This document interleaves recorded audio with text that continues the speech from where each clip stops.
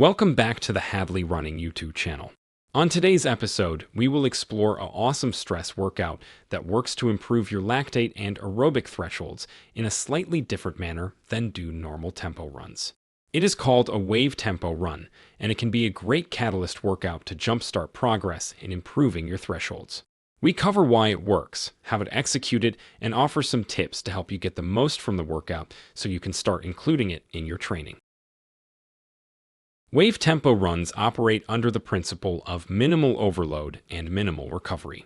This principle is good at working any physiological point, such as lactate threshold, aerobic threshold, or even VO2 max. In this workout, we overload the physiological point by running just a little harder than it, followed by a period of running just slower than it to recover from the overload, and then repeating that sequence numerous times. While wave tempos have only become more well-known in the last decade or two, the minimal overload, minimal recovery concept has been around for a long time in running.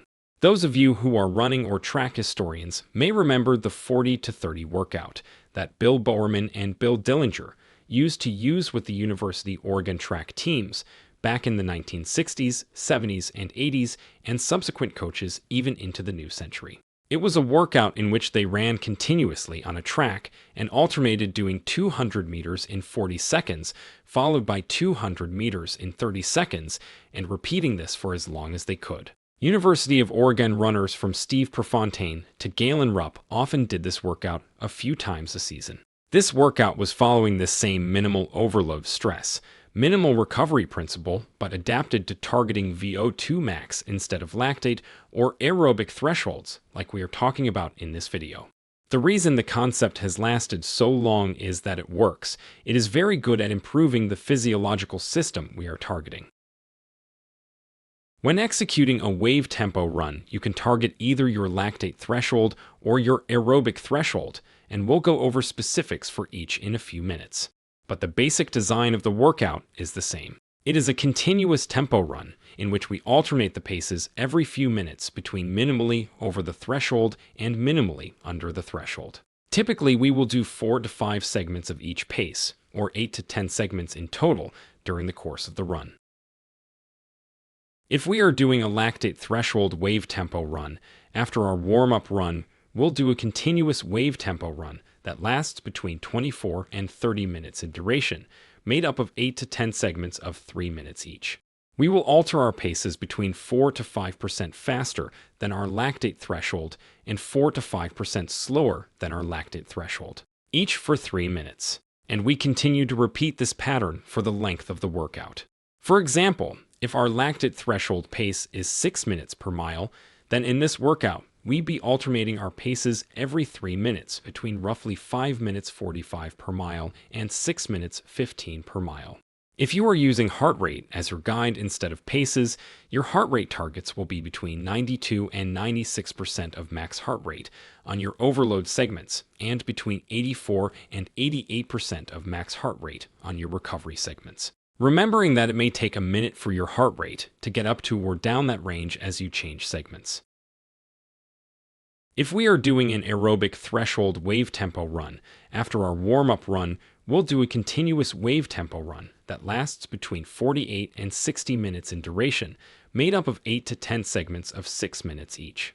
We will alter our paces between 4 to 5% faster than our aerobic threshold and 4 to 5% slower than our aerobic threshold, each for 6 minutes. And we continue to repeat this pattern for the length of the workout. For example, if our aerobic threshold pace is 6 minutes 30 per mile, then in this workout, we'd be alternating our paces every 6 minutes between roughly 6 minutes 15 per mile and 6 minutes 45 per mile. If you are using heart rate as your guide instead of paces, your heart rate targets will be between 88 and 92% of max heart rate on your overload segments and between 80 and 84% of max heart rate on your recovery segments. Remembering that it may take a minute or so for your heart rate to get up to or down that range as you change segments.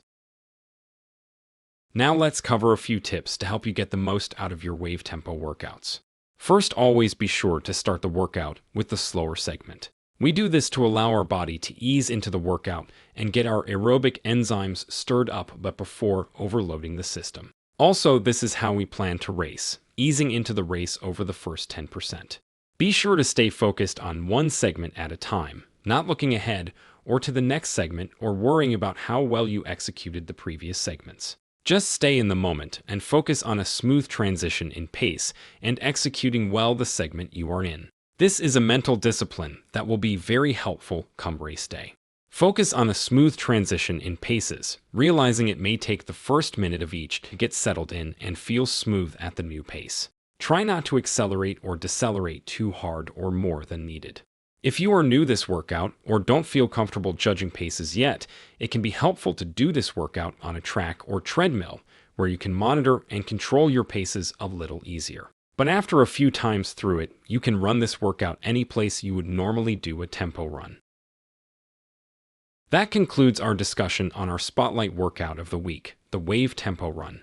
Thanks for watching, and be sure to hit like if you enjoyed this video and subscribe to the channel so you won't miss upcoming episodes. For information of working with Coach Hadley, please visit our website at hadleyrunning.com. Thanks and happy running.